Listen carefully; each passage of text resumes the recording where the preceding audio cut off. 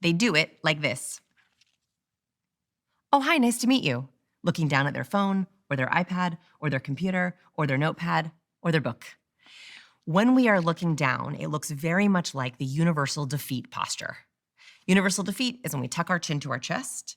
We usually have our very little space between our shoulders and our earlobes. We have our arms close to our sides. Don't you feel kind of horrible? You look horrible. Oh, thank you. Look.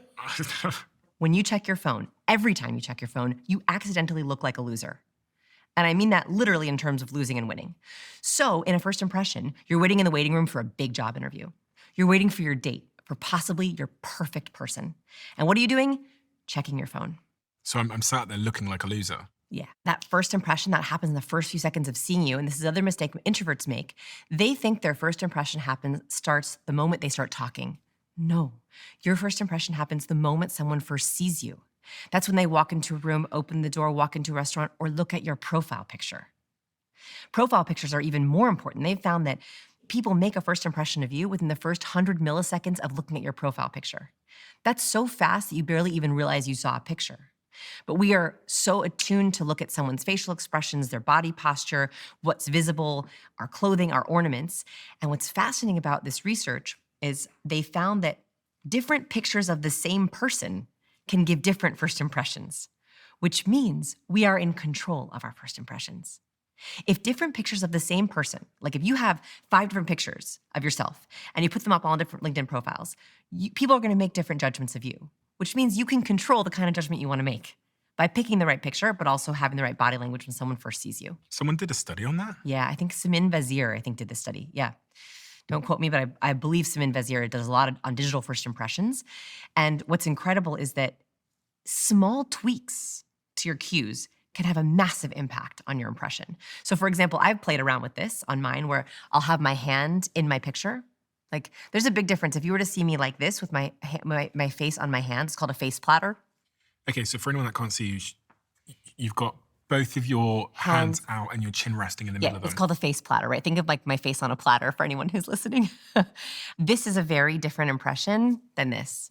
Like same face platter, warm, almost feminine, kind of girly, versus this, very professional, very competent. Just that one difference. So all these cues are changing, especially if your first impression is happening on dating profile apps, on LinkedIn, in your email, like a little picture in your email or your website. It is changing the way people treat you and think of you. Okay, so let me show you some profile photos. I would love to see. And you tell me what they're giving. All right. Okay, what is this giving? Okay, so she's leaning her head to one side with her cheek on her hand. First, immediately, a head tilt. Head tilt is a universal sign of engagement and warmth. She's giving me nurturing vibes. Don't you want to tell her all your problems? Like I would guess she's a therapist or a life coach. She has a watch on, which is a good ornament for competence, so she's probably a therapist or maybe a psychoanalyst, probably has a degree.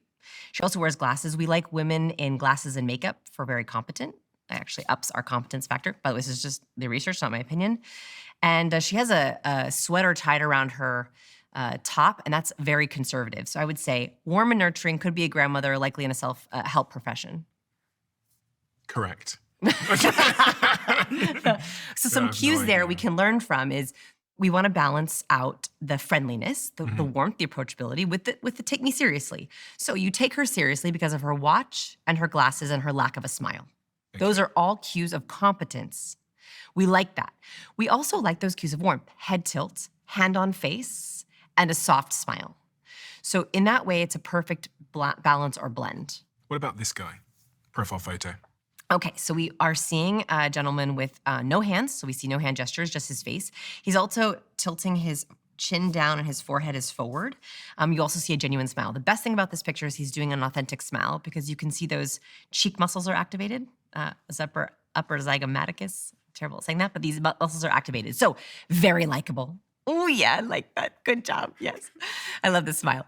So we love that authentic smile. So he's very warm and approachable. He's also making eye contact with the camera, slight head tilt. I would actually say this is very warm, almost too warm. If he is a doctor or a professor or someone who needs to be taken seriously, I don't know if I'd go to him with my problems. It's a lot of warmth for that photo.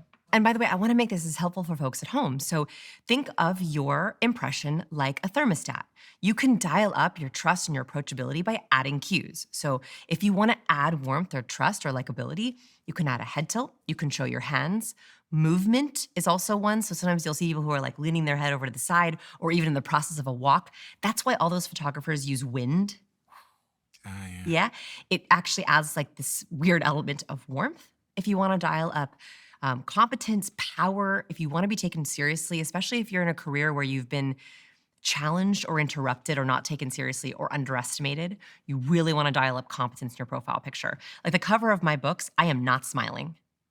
And that is because I'm quite a smiley person and I want people to take me seriously. So I made a choice to not smile on my covers.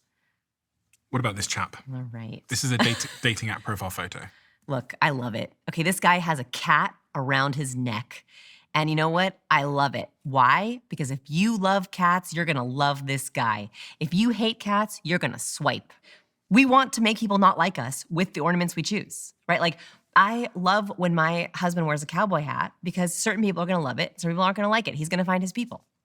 We're in Austin, Texas. So it would be weird if he like wore it in London or something like that. D, what do you think? Okay, so I do not like sunglasses in photos at all. And the reason for this is because research shows that we can produce oxytocin, which is the chemical of connection, even through a lens.